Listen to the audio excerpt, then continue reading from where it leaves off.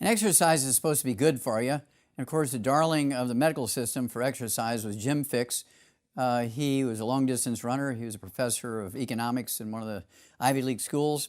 And he was the darling of the medical world because when he was interviewed on TV and asked if he took any vitamins and minerals, he says, "Nah, you don't need to do that. Don't take any vitamins and minerals. Just run. You'll keep your arteries clean." Well, he dropped dead while he was running a marathon at age 52. And so his theory didn't work. It was a failed theory. His protege, Brian Maxwell from Canada, died at 51 while he was running. He had 12 gold medals for long-distance running. 3 were in the Olympics. And he invented the power bar, and he sold the rights to the power bar to Nestle's corporation. And 3 months after he received his $3 million, he drops dead during a run.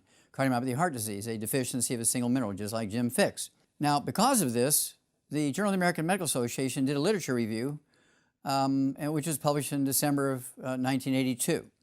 In September of 1982, Jim Fixx died, and they did this literature search because he was their hero, and they were just really freaking out because here we are, our hero dies of a heart attack while he's running.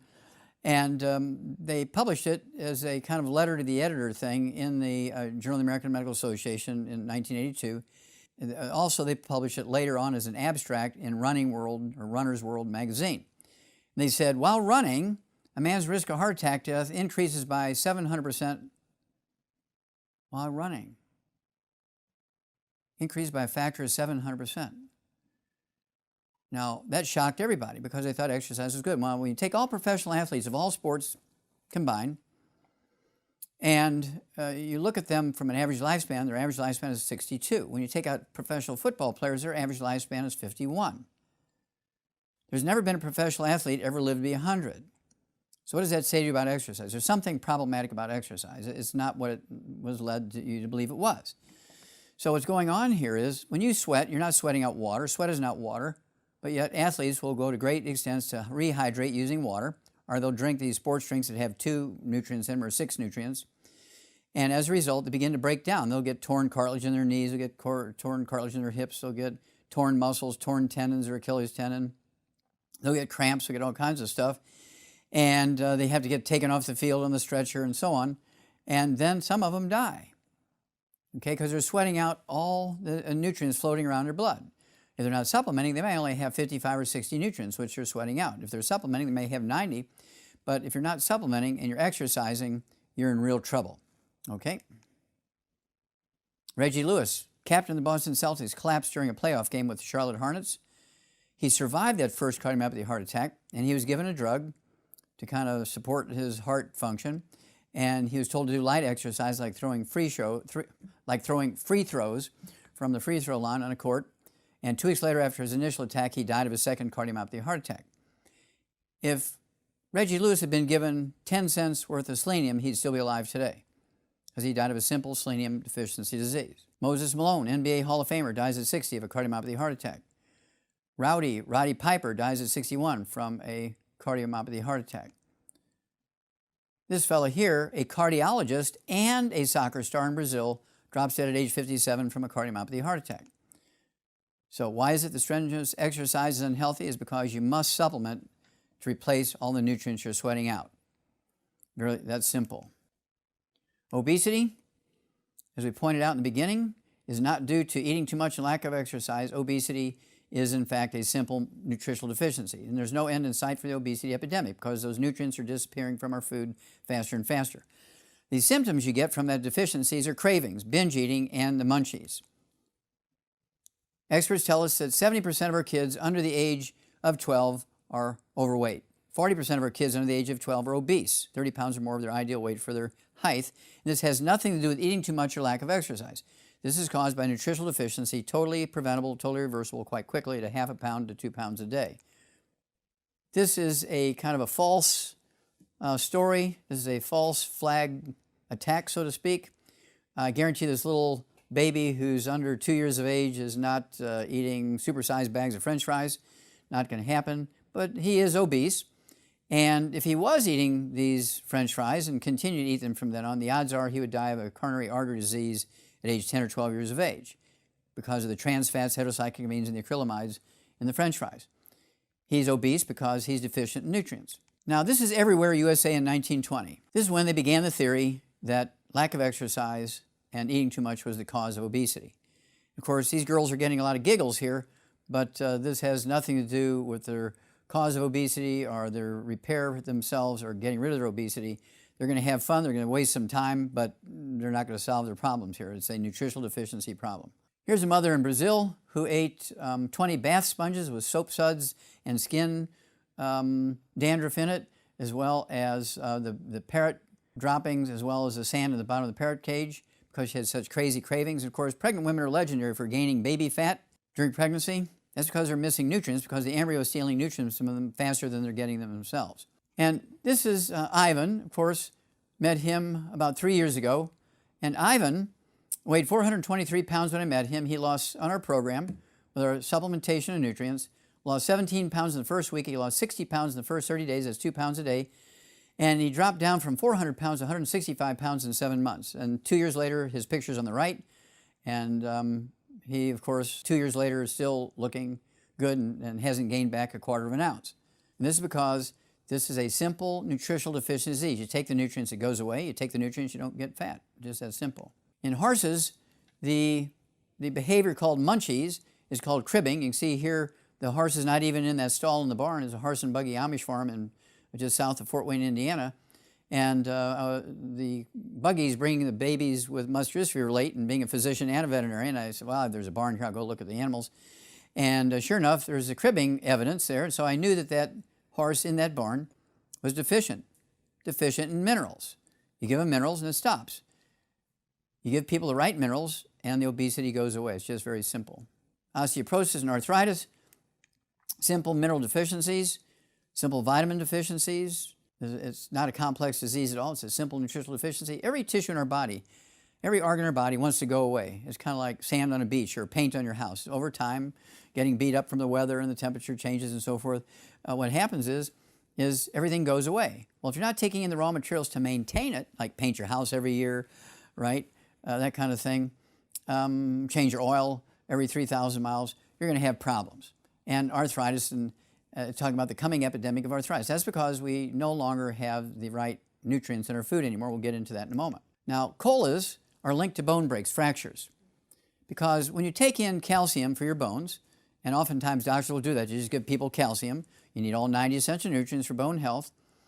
But if you're going to take in calcium along with the other nutrients, you have to have the right ratio between calcium and phosphorus. There's got to be 2 calcium for 1 phosphorus if everything's going to work well. If you drink colas, even diet colas, regardless of what brand of cola it is, guess what? You're going to have 4 phosphorus for 1 calcium.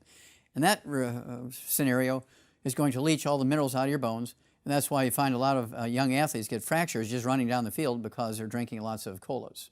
Calcium deficiency causes kidney stones. The first thing a medical doctor will tell you is stop eating dairy, and for goodness sakes, don't supplement with any calcium, when in fact, calcium deficiency is the cause of kidney stones. What happens is your parathyroid glands don't like that.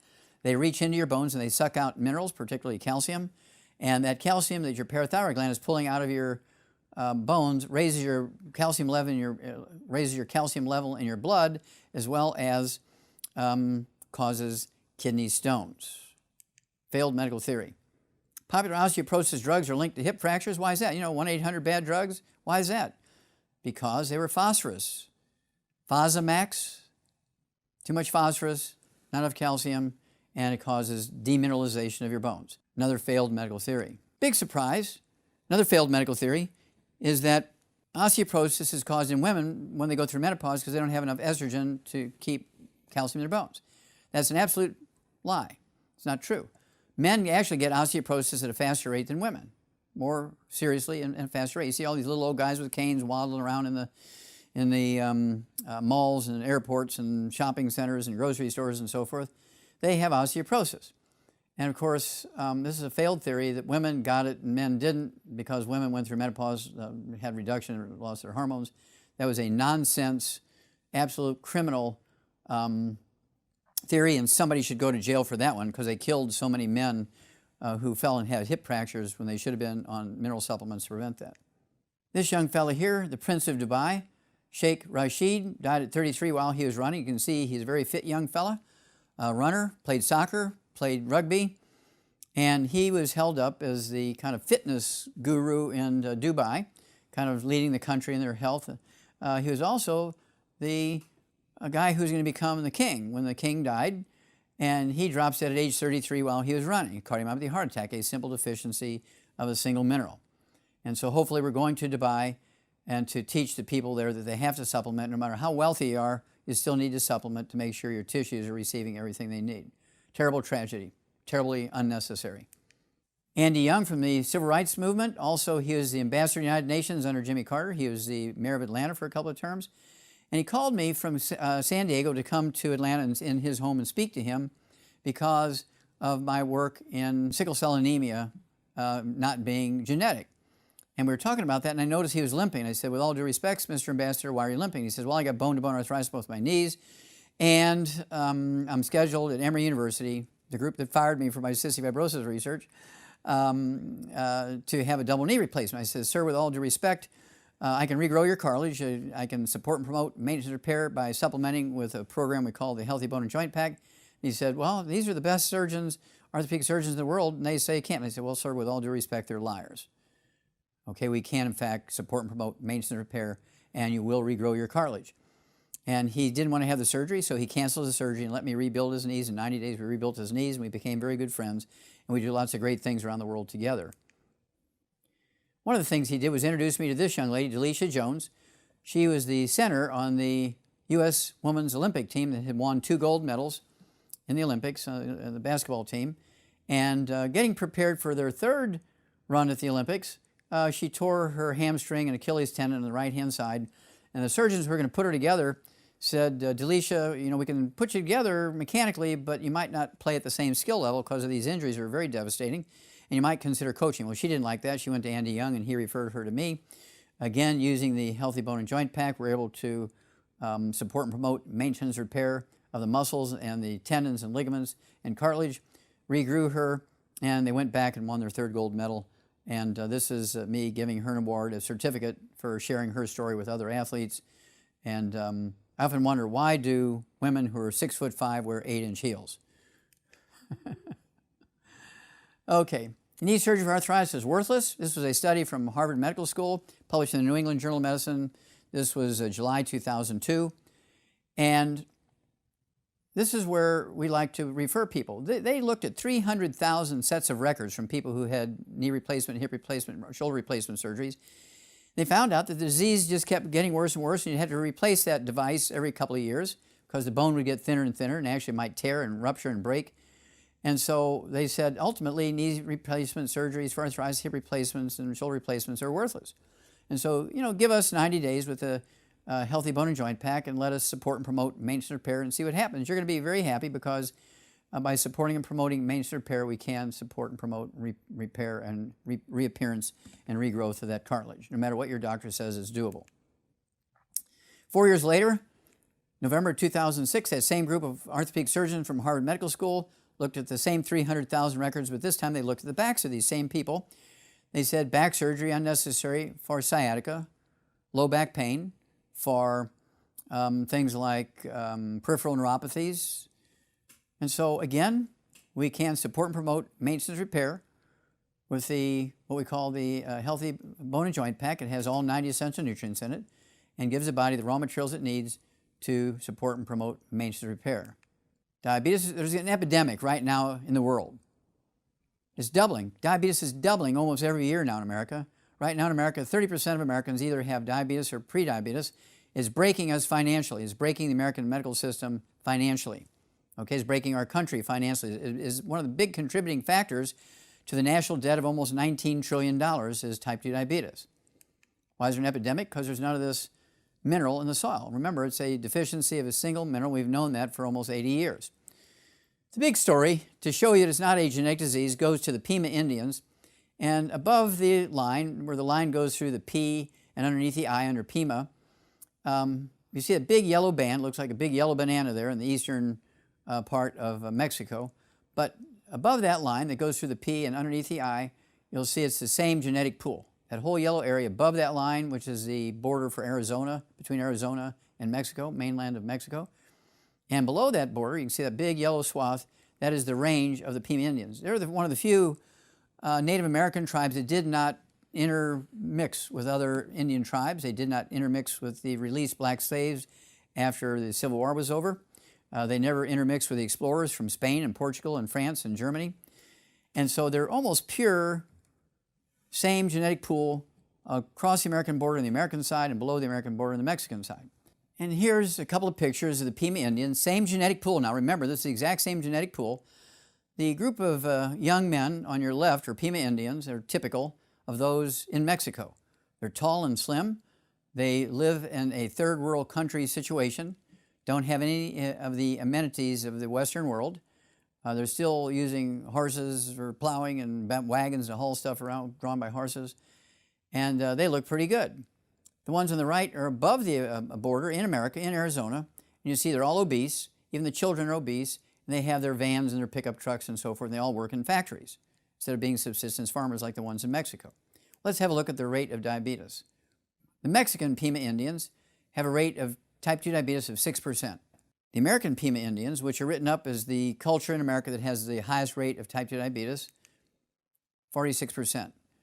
The average American rate is considered like 33%, a third, and so they are 30% higher than that, 46%. Now, we know it's not genetic because it's the same genetic pool. So what could it be? Well, we know it's a mineral deficiency, but why? There's a thin line going between those two peoples, and yet there's such a difference between them. Why is this? And you'll see in just a moment. Again, diabetes cases double.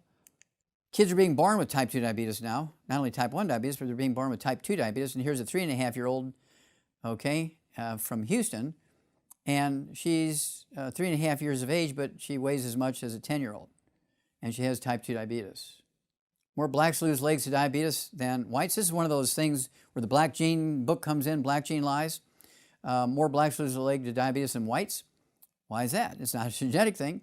It's because the medical system has been able to capture the black community and tell them that all their diseases are genetic, and if they stick with the medical community, the medical doctors will save them from their genetic diseases. And so whatever the doctor says, they don't question it, they don't get a second or third opinion, they just do what the doctor says, and the doctor abuses them financially as well as kills them early.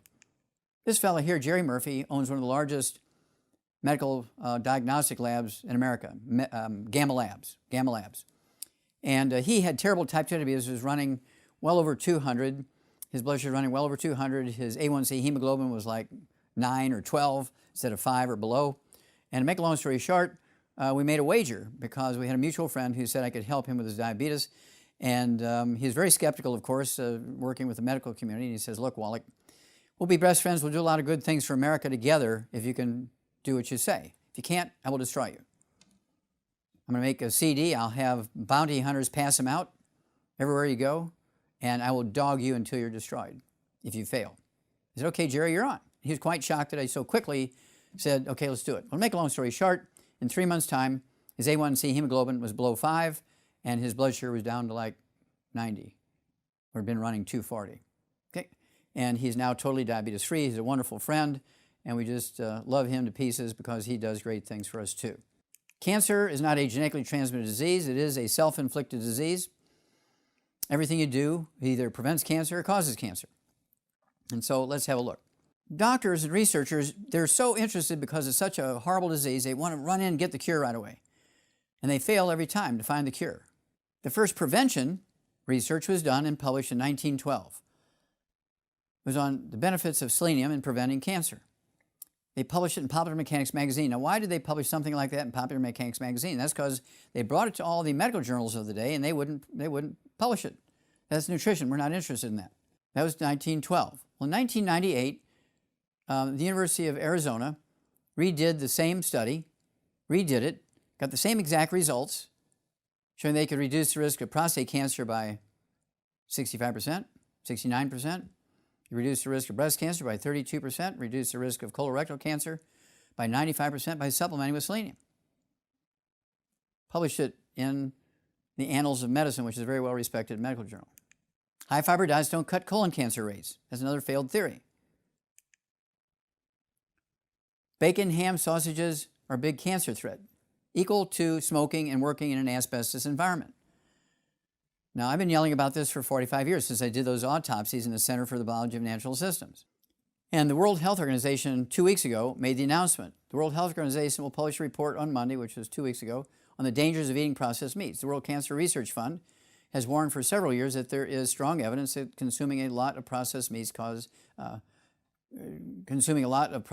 such as ham, bacon, and salami increases the risk of colon cancer and many other types of cancer, okay?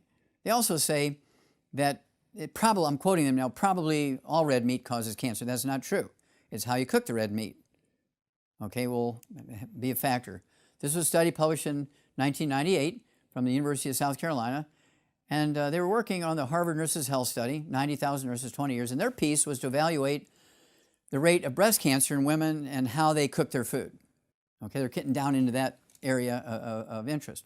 Well, they found out that the women who cooked their meat very well done, where the fat was severely browned or burnt, increased their risk of breast cancer by 462%. The ones who cooked their meat medium rare and the fat remained white reduced the risk of breast cancer by 462%. So that's a 900% difference between the most extreme you're going to get it to the most extreme you're not going to get it. And what a wonderful thing. Just how you cook your food determines whether you're actually going to get breast cancer or not. And then there was some wonderful research by Dr. Gerhard Schrauzer, great biochemist from University of California, who showed very clearly that you could reduce the risk of breast cancer by 82% just by supplementing with 200 micrograms, 1/5 of a milligram of the trace mineral selenium. Remember, he said mammograms are not prevention, and they're dangerous because one mammogram has a radiation equal to 500 chest x-rays. Also, we find out that, and this is very recent, in October of 2015, 61% of all positive mammograms are false positives. And they say, you know, this is too complicated here, so we have to have a biopsy. Get a biopsy. You know, this is unequivocal, but we're concerned, and so let's take the breast off and do radiation and chemotherapy. So they're hit in, they bill the insurance company or Medicare, Medicaid for a couple $100,000 and the doctor is happy. Kills the patient. Hot dogs cause butt cancer. This is directed towards kids. These are highway signs you'll begin seeing on the highways around America. Genetics have nothing to do with cancer, It's eating fried foods, processed meats with nitrates and nitrites cause the problems.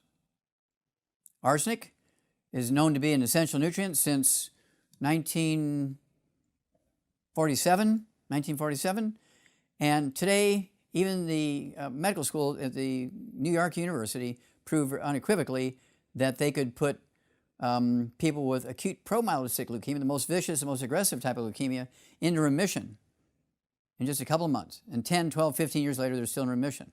They didn't want to call it a cure because it's an essential nutrient. Steve Jobs dies at 56.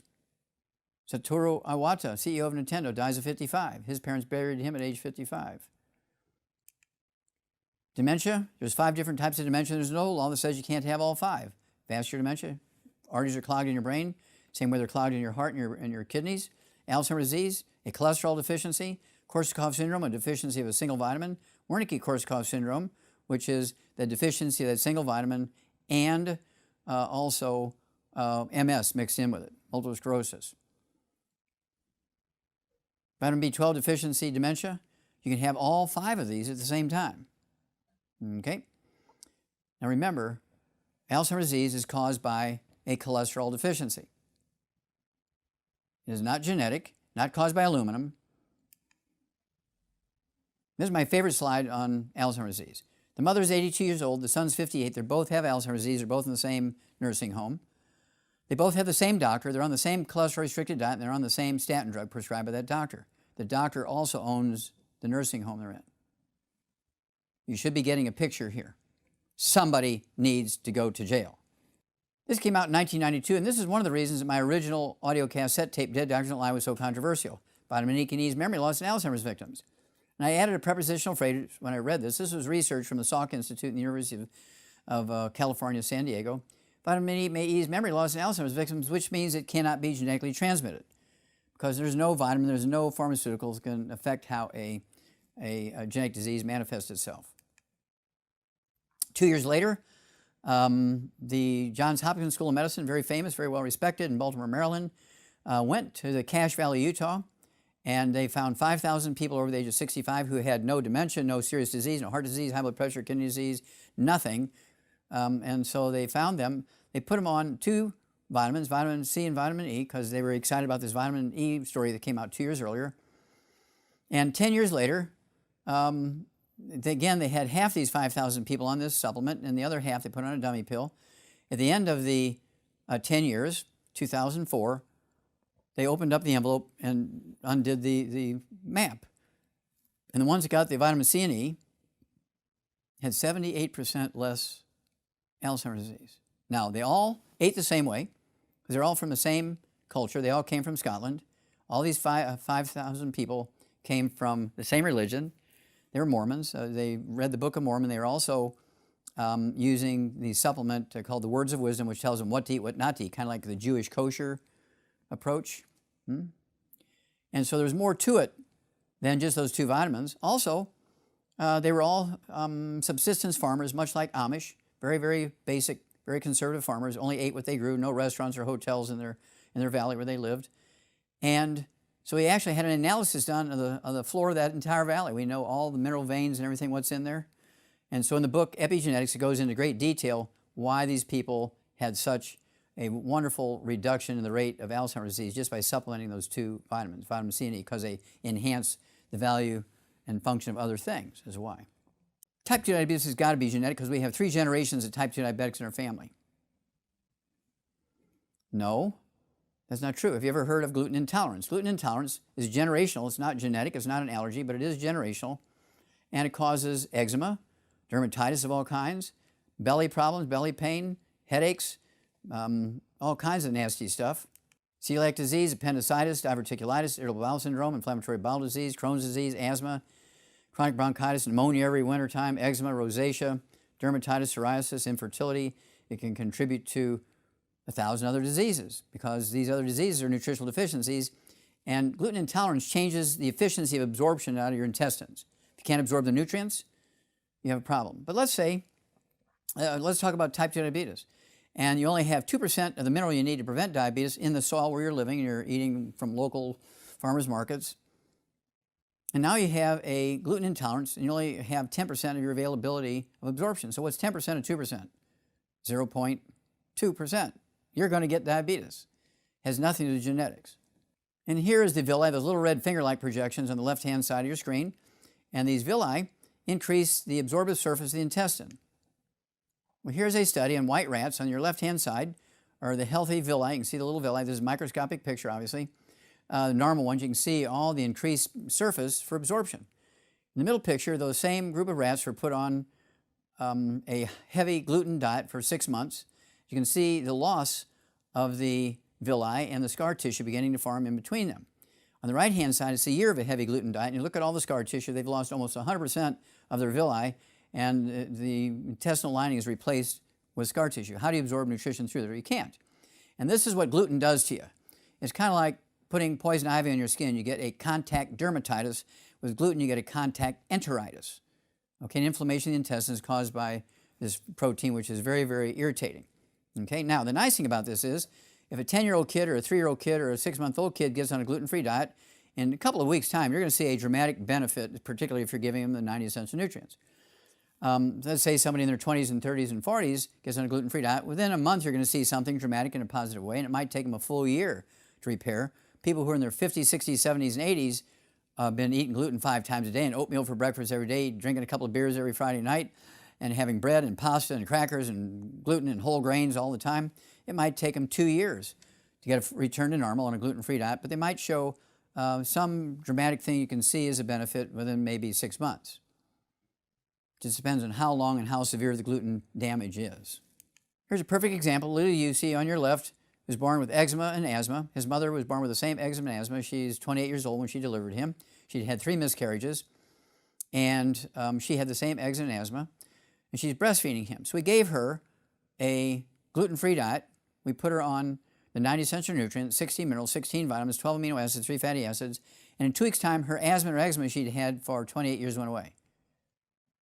In the same 2 weeks, you see in the middle there, his asthma and eczema went away in 2 weeks' time because he's getting all his nutrients through his mother's breast milk.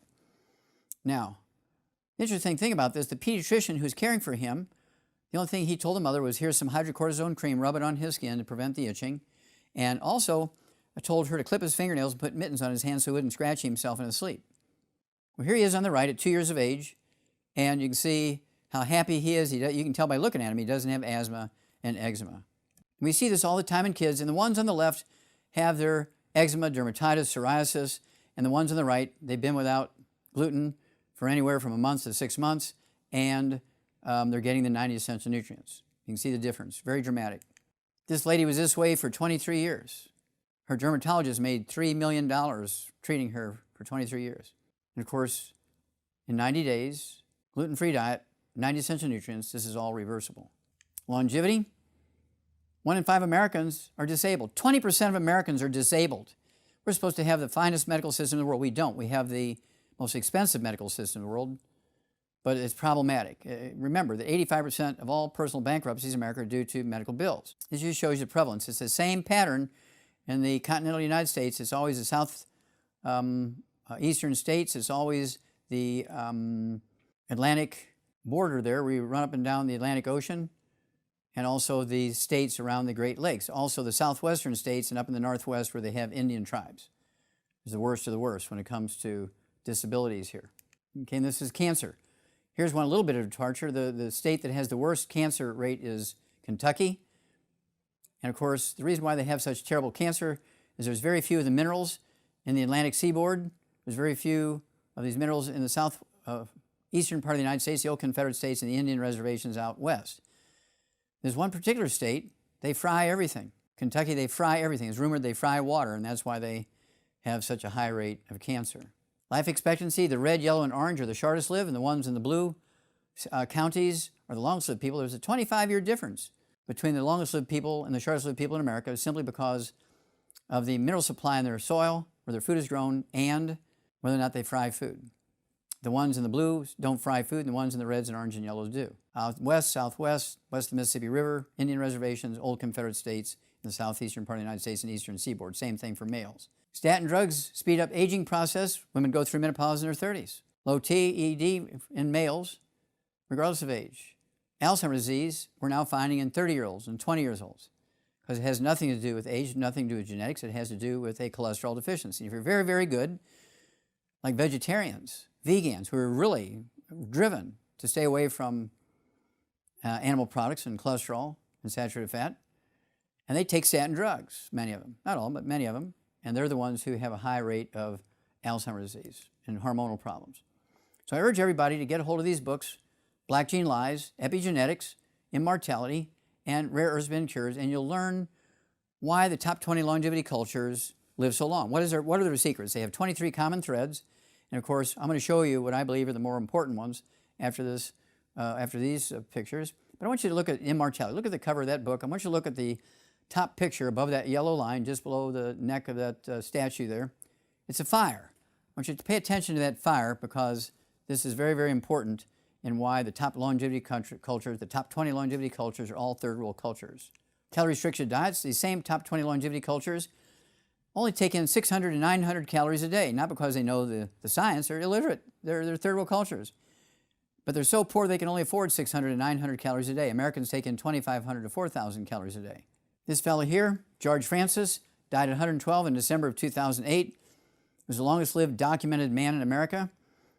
He lived considerably longer than 19 presidents he lived through, whose average lifespan was 75.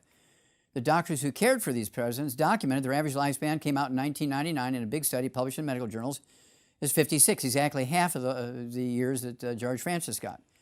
Now, he lived in a house, it was a cabin that his great-granddaddy built during the slave days, pot-belly stove, dirt floor.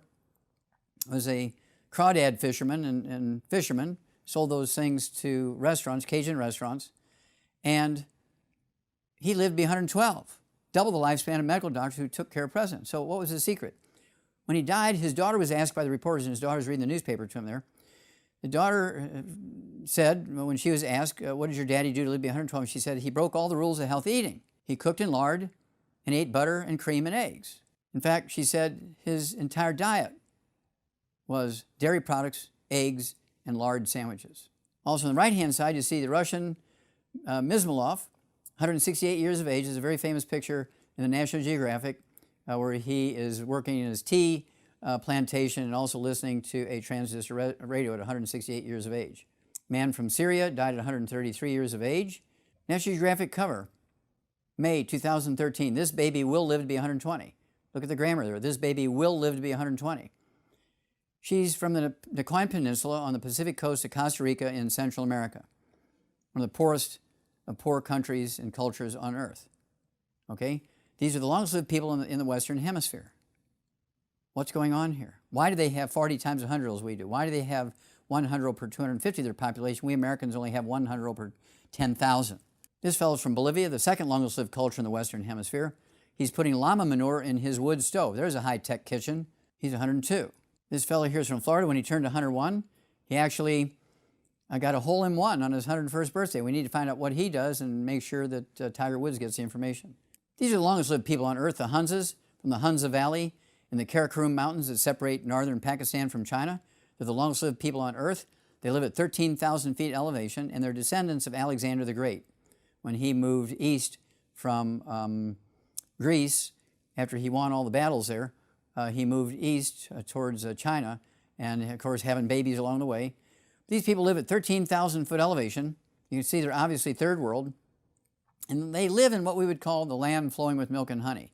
The Giltar Glacier, which is about a mile wide at 13,000 foot elevation, okay?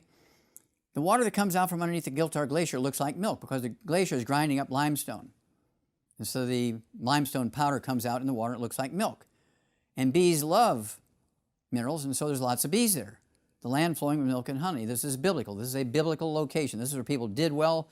They were successful in business. They were healthy. They lived a long time, had healthy children.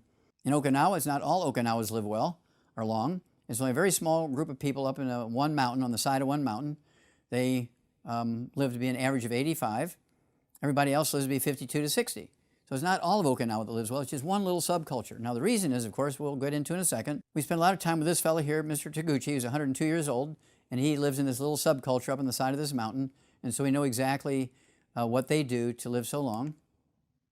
And here's the oldest gal up there. She's a pop star. She goes around with a singing group, and she's the lead singer in a singing group singing pop songs, and you can just tell by looking at her, her energy is just tremendous. She's from the island of Kohama in Okinawa. In the last 300 years, this is the longest lived of humanity that's documented. Dr. Qing-Yun Li, and Chinese always put their last name first, so Qing-Yun Li, died at 256 years of age. He was born in 1677, died May 6, 1933. And he lives in a place that is rich with rare earths. In laboratory animals, rare earths double the lifespan of laboratory animals compared to the control group. Okay, we use them in electronics. We know they're very valuable for electronics, but also they're required. Ytterbium, yttrium, neodymium, praseodymium, europium, and samarium. And of course, they're all in the 90 essential nutrients and all 60 essential minerals. We need water for life. We need oxygen for life. You need the 90 essential nutrients for life. Your DNA, RNA, your genes, your telomeres, little end caps on your chromosomes will fail without these nutrients. You have to have them every second, every minute, every hour, every day, every week of every month of every year. Otherwise, you're going to have problems. It's just that simple. You cannot live without them. You need 16 minerals, 16 vitamins, 12 amino acids, 3 fatty acids. You have to have them. Your genes, your DNA, RNA, and telomeres must have these things. Otherwise, you can have the greatest genes in the world, but they're not going to perform. This is when I first understood epigenetics. Epigenetics has replaced genetics when it comes to the understanding of disease and longevity. This was a study we did at the St. Louis Zoo when I was doing all those autopsies back in the 1960s and 70s, and ended up in that book, which is in the Smithsonian Institute, The Disease of Exotic Animals. And Monsanto gave the St. Louis Zoo, because we're in the newspaper all the time because of these studies going on, gave the St. Louis Zoo a timed hydroponic unit. Had these big racks with all these trays and had seeds from barley grass, and on a timer it would water and fertilize this, and we would be able to harvest this like weekly. It was just wonderful for the zoo animals, eating dry food and hay all the time, no green grass. It's really a wonderful thing. And Perkins, who was from the St. Louis Zoo, obviously, and the TV show, okay, Mutual Omaha's Wild Kingdom, said, okay, Wallach, find out of what real value is this hydro. Is it just fun for these animals? Are we just, wasting our time, or is it useful for them? And so I was able to steal eggs from the same mother-father common mallard ducks, farm ducks. I stole 100 eggs over a period of 3 months, put them in the refrigerator, just like you can put human frozen embryos in the freezer. Just put them in the refrigerator. When I had 100, I divided them into 4 groups of 25. The first group of 25, I just gave lettuce to eat for 6 weeks. The second group of 25, I gave nothing but the hydroponically grown barley grass, and you can see it's about 10, 15%, maybe even 20% bigger than the ones that just got the lettuce.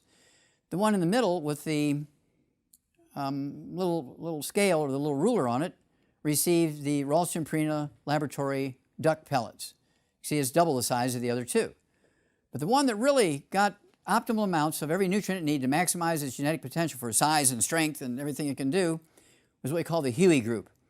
It got both the pellets, the alfalfa pellets from Ralston-Purina, and the barley grass. Look at the difference. They're the same exact genes, same mother, father, incubated at the same time, and so there's no doubt that this is an epigenetic story here. In that study, the Center for Biology of Natural Systems, we eliminated 900 different diseases in animals which still plague people. Because we realized there were nutritional deficiencies, we increased the nutritional supplementation of zoo animals and eliminated all the diseases. And of course, this is what saved the panda. The pandas were down to just maybe a dozen pandas left in zoos, and they were about ready to all die out. And then suddenly, we heard about Ling Ling, right? And suddenly we had all these other baby pandas. What's happening? I finally got to do an autopsy on one of them, and it was just starving to death because we're feeding it nothing but bamboo. And so I said, let's give them some dog food. Oh, you can't. This is an exotic animal. You can't give them dog food. So we gave them dry dog food, and now we have more pandas. We know what to do. They got to give them birth control. Okay? We've tripled the lifespan of animals with this information. And basically, if you look back 60 years ago, an old dog was 8 years old, 10-year-old dog is 25. In that same time span, we humans have added 2 or 3 months to our lifespan. We didn't triple it like we did for animals because we're using drugs and we use nutrition for animals. We eliminate every birth defect you can name and 10 times that many you can't in animals by supplementing preconception. And I urge everybody, when you're getting a couple that's dating strong, a couple that's getting engaged or a couple that's getting married, do not give them a gift card. Do not give them monogrammed towels. Do not give them a linen set to start their household. Give them the 90 essential nutrients, and then you won't be a grandmother babysitting a special needs child. How did rich people get their minerals back thousands of years ago? They would give grave robbers big bags of silver and gold to get mummies and bring them mummies. They grind up the mummies into mummy dust, and they would use mummy dust as a condiment like salt and pepper on their food. They're getting the minerals from the mummy's bones and skin and vitamins from their livers and so forth. They did get some supplements that way, and they lived longer and healthier. Now, obviously, people who were slaves and subsistence farmers and people who were just carpenters couldn't afford big bags of gold and silver to get mummies. Where'd they get their minerals? Well, the Scientific American did a wonderful story on why people began to live longer, were healthier, were smarter, did things, invented language and so forth, invented writing. And they said it was all because of cooking food. It all happened when food began to be cooked. And that's exactly right, but it wasn't because of the cooked food. But it began when food was cooked, but not because of the cooked food. Now, what was the universal fuel 3,000, 4,000, 5,000 years ago? Wood. No matter where in the world they burned fuel for heat, for cooking, for defense, whatever it was, the fuel was always wood. And what did they do with the wood ashes every morning? They throw them in the recycling bin to save the earth. Where did the wood ashes go? They went into the garden. Wood ashes aren't ashes. 95% to 98% of the wood ashes are really minerals that the tree sucked up out of the ground. When you burnt the wood, that powder that's left is minerals. Sometimes it's a little gray or black because there's some carbon left over, but 95 to 98% of what we would call wood ashes are really minerals that the tree had sucked up out of the ground. We threw it in the garden, and everybody knew it increased fertility. You had better yield, and your gardens did better when you put wood ashes in there. But what they didn't know, and yet today they don't know, and I'm depending on all of you to share this information, what they didn't know and they don't know today is those plants sucked up those minerals. When you ate the pumpkins and the squash and the okra and the tomatoes and the bell peppers, and you ate the potatoes and the onions and the peas and beans and lentils and corn that were grown there, they sucked up all those minerals. And that's how you got your minerals. You didn't know you were getting your nutritional minerals that way, but you did. This remained the same for thousands and thousands and thousands of years until 3 o'clock in the afternoon, Monday, September 4th, 1882. At 3 o'clock in the afternoon, Monday, September 4th, 1882, on Pearl Street in New York City, on the bluff overlooking the construction of the Brooklyn Bridge, it all ended in a single heartbeat. We know this because the story was in every newspaper in the world. This fellow here, Thomas Edison, pulled the switch on the first commercial electric generating plant. Within 10 years, every industrialized nation, including the United States, every town and every city and every industrialized nation converted from wood as the universal fuel to electricity. Here comes the ultimate question. How many wood ashes are left over in your home every morning when you use electricity to fuel your home? Zero. Zero. Now, nobody knew what was happening. They still don't. And again, the most fertile and the most valuable farmland in the world thousands of years ago and yet today are floodplains, because every spring it would flood, and as the water would recede, it would leave silt and mud behind, minerals, if you will, from mountains hundreds or maybe thousands of miles upstream. And people like this, of course, they'd plow this in and renew the mineral content of the soil, because when you have minerals in the food, it's because the plants are pulling minerals out of the soil. They don't know it, they don't need it, they only need 3, but they'll take up anything that's soluble in the soil. People liked it. Guess what? Today we have 900,000 dams for hydroelectric power. 900,000 dams for hydroelectric power. And of course, there was an unintended consequence, flood control. Now, people thought that was good at first. They didn't realize that we destroyed the earth with flood control, because there's no renewal of the minerals in the soil, the farmlands, or the plains, or where it was flooding, the valleys. And we've shut off the food supply to ourselves. We've shut off our minerals for ourselves, as you'll see in a moment. We have exact numbers by the U.S. Department of Agriculture. So things are happening. It's all negative because we've dammed up the rivers. We've cut off the food supply to our farms. We've cut off the food supply to the ocean. It's over 100 feet deep of minerals that have piled up since they built the Hoover Dam. Nutritional minerals do not occur in a uniform blanket around the crust of the earth. Nutritional minerals occur in veins like chocolate and chocolate ice cream. Some places have little, some places have none, some places have 3 minerals, some places have 15, some places have 25, some places have 40. But you can see from this picture, which is a satellite picture from 100 miles up, that the different colors and the swirls and whirls represent different minerals and different combinations of minerals. So in the animal industry, so every dairy cow is eating hay or beans, soybeans grown in this area, we would put a supplement of vitamins and minerals in their alfalfa pellets, maybe grown there, or their soybeans grown there. So we put the vitamins and minerals in their food, so we're leveling the playing field. So every dairy cow, no matter what part of that picture she got her food from, she's going to give us a maximum yield, say 1.5 gallons of milk, instead of 10% of the cows giving a pint and 20% giving a quart, instead of all 100% giving 1.5 gallons. It's predictable. It's also very nutritional, because a lot of these minerals appear in the milk if they're there. If they're not there, obviously the cow can't make them. Now, this is what makes longevity unique. This is a compost pile. This compost pile goes back into prehistoric days. It's made out of 100% green leafy plants. We know this because of the chloroplast, the little chlorophyll structures inside of plants, green leafy things. And they contain 78 minerals, all 60 essential minerals in optimal amounts. These people are standing on a road that's 3,000 foot elevation above sea level. That white cap on this deposit is 15 to 25 foot thick, and it represents a cap of marine limestone. So obviously it was under the sea for thousands and thousands and thousands of years to make this limestone. And there's 100 cubic miles of this stuff here in this deposit, 100 cubic miles. We know this from drillings and soundings because, oh gosh, 50, 75 years ago, people are looking for oil, they're looking for coal, they're looking for natural gas in these places, and they said, what is this stuff? This isn't what we're looking for, and they just deserted it. Of course, this is something that is incorporated into our 90 essential nutrients, getting the 60 essential minerals from this deposit. We knew in 1936 our soil was depleted of minerals. This is U.S. Senate document 264, and it was a 2-year hearings done by the U.S. Senate to determine why our soils were dead. Why did we have the Dust Bowl? Why did we have the Great Depression? They blamed it on depletion of minerals in the soil in 1936, but nobody proposed the reason why our soil was depleted. If you ask even yet today, environmentalists, professors of agriculture at big agricultural universities, you ask them, why is our soil so depleted of minerals? They'll always say because of poor farming practices, because of poor farming practices. That's not true. Nothing has changed as far as farming practices. We plow, we plant, we harvest. We plow, we plant, we harvest.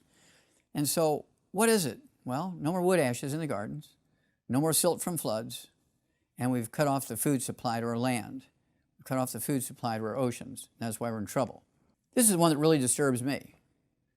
Our baby food, according to the Food Chemistry Journal, which comes out every month, I read it faithfully every month, and this one came out April 16, 2012.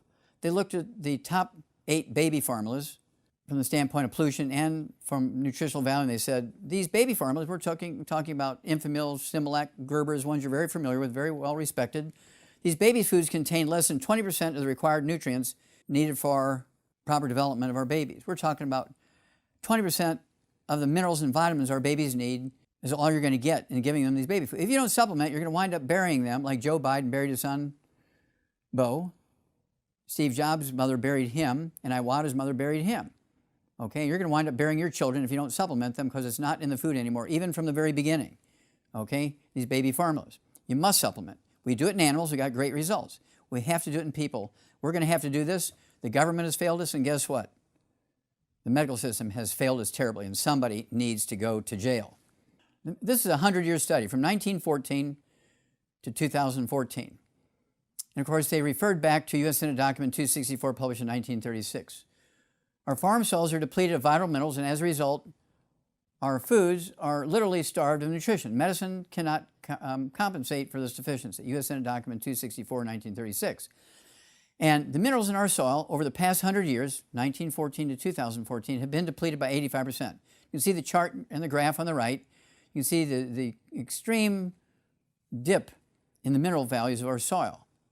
Okay? Then in the bottom line, and again this comes from last year, 2014, the USDA, the United States Department of Agriculture, reports that 95% of all Americans are minerally deficient. What more do you need? What more do you need to understand that you must supplement? No matter how well you eat, you're a billionaire, it doesn't matter, you're an athlete, it doesn't matter.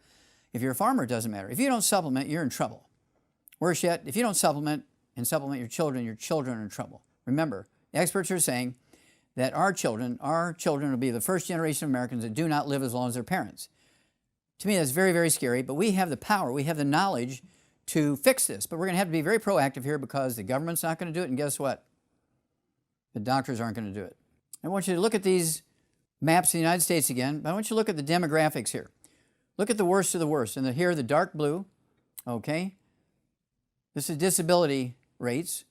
Look at the dark blue ones, which is the worst of the worst. 31% in the dark blue states of disability. Look at this one. And this one, you look at this one, this is the heart age compared to the actual chronological age. The ones in the dark burgundy are the worst of the worst. Same demographic. Look at this one.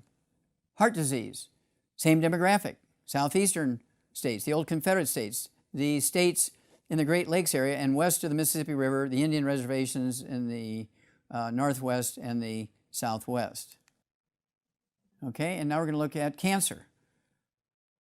Same thing, old Confederate states, the states around the Great Lakes and the Northwest and the Southwest where the Indian reservations are.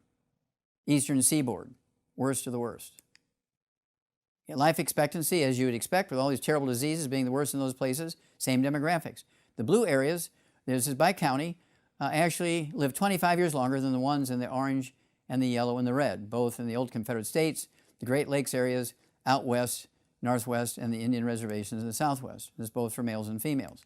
The way we've been doing this for 38 years, and we've been doing this commercially for 38 years, is to supplement with all 90 essential nutrients. And of course, we have 1,000 products, and it's very difficult for a stranger to come along and look at all and say, oh my gosh, they throw their hands up, what do I do? Is there a key to this?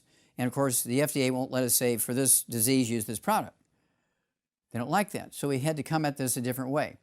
What we had to do was come up with systems where one program dealt with many, many diseases. Okay? And you can't use the cure word, so we had to do it in a different way. So let's look at what we call the Basic Healthy Start Pack. There's 3 products in there. It has 245 nutrients. Many will be in the near future declared essential, so we're already putting them in there. But it also has the 90 essential nutrients, 16 minerals, 16 vitamins, 12 amino acids, 3 fatty acids in optimal amounts for perfect biochemical nutrition for 100 pounds of human flesh for a month. You give it to a 50-pound kid, it's a 2-month supply. Give it to a 30-pound kid, it's a 3-month supply. Give it to a 200-pound person, you need 2 of these per month. A 300-pound person, you need 3 per month, and so on. And this is the basic stuff. Now, I've essentially been doing it, not this farm, but I've been doing it personally for 68 years.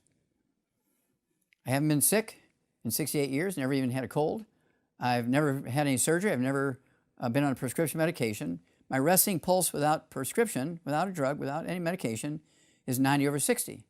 My resting pulse without any medication is 36. Now, it does spike when I get angry or upset. It'll spike to 39.